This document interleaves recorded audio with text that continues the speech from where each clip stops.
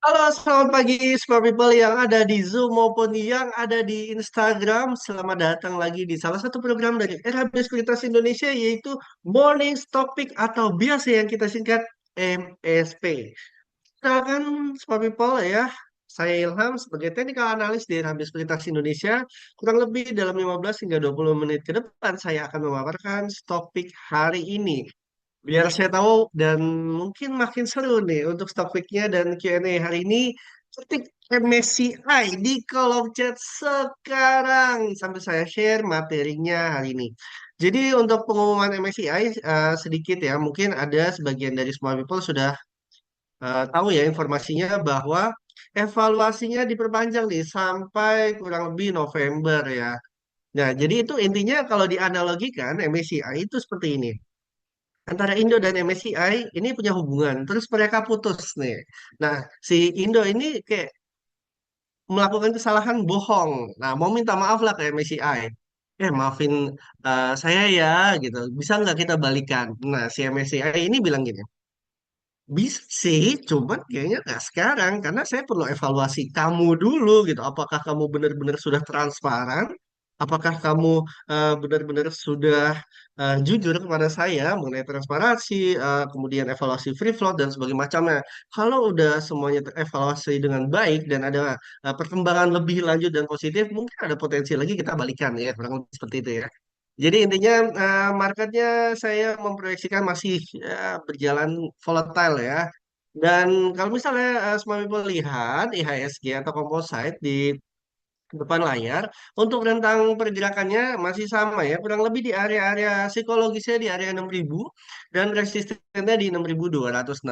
Nah, hopefully ya, karena kan rentangnya masih panjang nih, kurang lebih sampai akhir tahun ya. Nah, ada potensi untuk trading jangka pendek ya.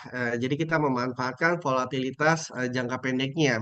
Kalau ada indikasi kenaikan di atas 6.000, smart people bisa memanfaatkannya untuk memilih saham-saham yang berpotensi.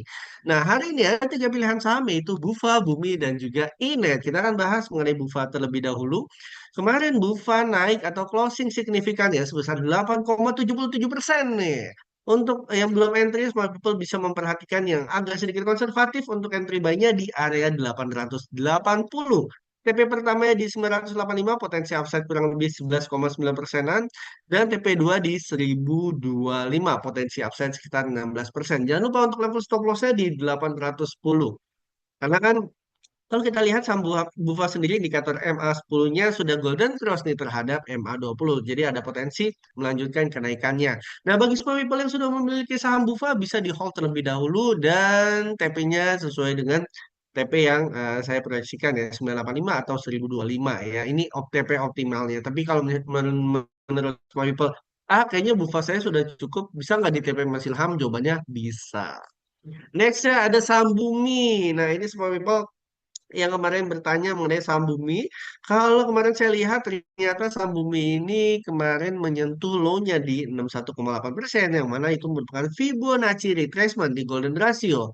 Untuk entry buy yang cukup optimal di area 161, TP pertamanya di 177, TP2-nya di 186 dengan potensi upside sekitar 15,5%-an ya, 52%. 15,52%. Nextnya ini saham Inet. Saham Inet ini berada di atas EMA 20 dan juga EMA 10. EMA 10 terhadap EMA 20 ada potensi terjadi golden cross nih. Dan saham Inet bertahan di supportnya di 202. Untuk TP pertamanya di 220, potensi upside sekitar 8,9%-an. Dan TP2-nya di area 234, potensi upside sekitar 15,8%-an. Untuk level stop loss-nya ini berada di area 184. Mas Ilham itu level stop loss-nya terlalu bawah. Mas Ilham itu 8,9%. Kayaknya saya cuma mampu 3 hingga 5%. Nggak apa-apa. Smart people ya. Smart people bisa menyesuaikan level stop loss dengan profil risiko dan juga trading plan masing-masing. Nah, sekarang kita masuk ke sesi Q&A. Jadi bagi smart people yang memiliki pertanyaan bisa langsung ditanyakan pada kolom chat di Zoom maupun di Instagram. Nah, ini pertanyaan pertama dari Pak Haryanto nih, Bumi Elsa. Bumi ini jadi topik ya Pak, potensial topik hari ini. Dan Elsa kita akan lihat bagaimana perkembangan Elsa potensinya. Nah, untuk Elsa sendiri ya, saya menilai kemarin kan kurang lebih potensinya di 535. Ini kemarin Elsa closing di area support agresif ya di 555. Nah, ini ada dua strategi yang bisa dilakukan. Kalau misalnya Pak Haryanto ini profil risikonya moderate to agresif, selama masih di atas 555, ini bisa diperhatikan sama Elsa. Ini TP yang sangat maksimum ya dalam kondisi saat ini itu di area 605. Tapi kalau Pak Haryanto ataupun semua people lainnya ya memiliki profil risiko yang moderate to konservatif ya, jadi menengah ke bawah, ini tungguin aja di 535-nya untuk saham Elsa. Nextnya kita ke Future. Future.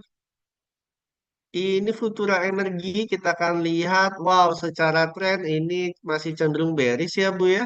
Untuk Future sendiri consolidate ya di area 151. Kalau mau di tradingin, kalau agak sabar ya, punya kesabaran yang cukup tinggi bisa ya. Selama masih di atas 151 bisa di tradingin TP terdekatnya di 172.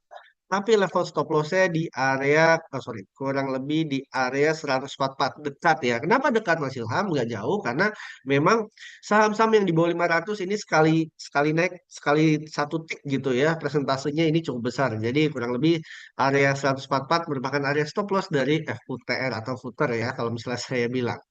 Next ya kita ke sebentar. Wah, lihat tuh semangat MSCI. Bumi udah dibahas, nextnya AMRT. AMRT kalau nggak salah masih jadi topik saya ya waktu di live market atau MSP ya. Agak sedikit lupa gitu karena ada dua dua strategi. Sorry, dua sesi lah intinya gitu. Nah, si AMRT ini sudah breakout di eh, pola falling wedge. Ini salah satu pola yang biasanya bukan difavoritkan banget ya, tapi oke lah gitu. Saya sering gunakan. Dia sudah breakout, jadi untuk trading plan-nya memang area entry yang optimal di 1385 ya, sedikit ada di bawah. Tapi kalau some people menganggap bahwa Musilham 1385 tuh agak sedikit jauh, bisa nggak saya HK? Jawabannya bisa, tapi stop loss-nya ya, some people nggak di 1280 lagi, kalau misalnya entry-nya di 1440. Stop loss-nya ini kurang lebih di 1340 kalau entry-nya di HK gitu. TP pertamanya masih sama di 1525, TP 2-nya di 1645. Kenapa masih dalam TP-nya di 1525? Dasar atau alasannya adalah ini merupakan resisten dari tanggal 7 Mei, kemudian dari 20 April. Kenapa di area 8 di area 1645 ini ada maksimum sebelum gapnya ya, gapnya di 1670. Jadi kurang lebih 18 sorry 1645 merupakan area yang optimal untuk TP2 so far untuk saham AMLT. Kita lanjut ke oke Instagram UVCR.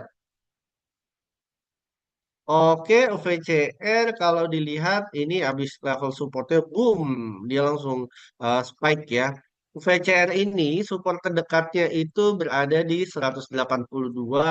Kalau untuk di tradingin, TP pertamanya di 208, TP 2-nya di 220, level stop loss-nya di sedikit bawah 173. Kenapa masih dalam 173?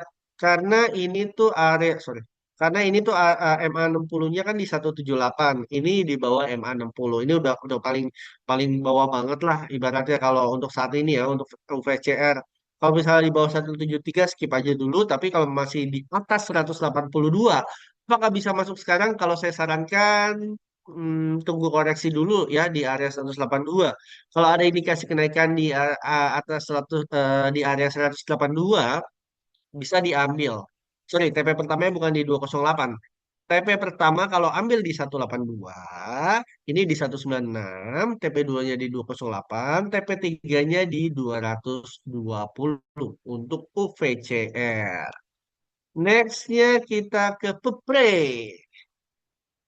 Ada yang dari Instagram atau Zoom ada yang mau bertanya?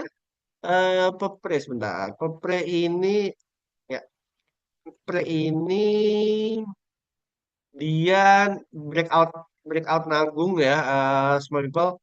Kalau saya pribadi ini tunggu valid dulu di atas 119. Jadi ini visualisasinya kurang lebih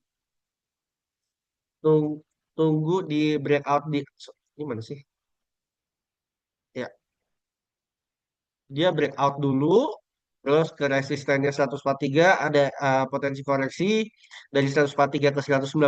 Kalau ada indikasi kenaikan di area 119 baru diambil 119 gitu. TP terdekatnya ini di 143 dan juga di 172. Ini jadi buy on support ya. Ini kan breakout and retest. Jadi strategi yang biasa dilakukan saya itu breakout dan retest, break and retest.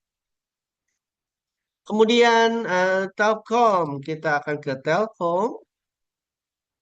Telkom kemarin, sorry, Telkom kemarin positif ya, tapi positifnya saya kan masih di bawah nih ya, Smart People ya.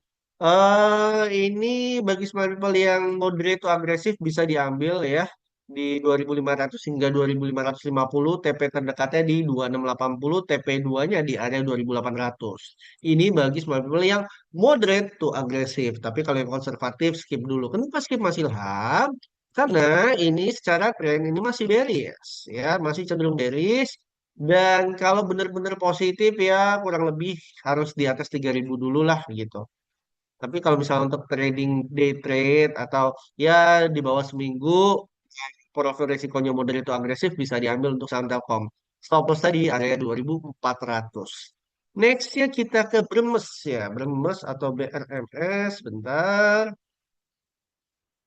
Oke, BRMS ini, nah ini di area supportnya nih semua people. Apakah kita bisa ambil semua people?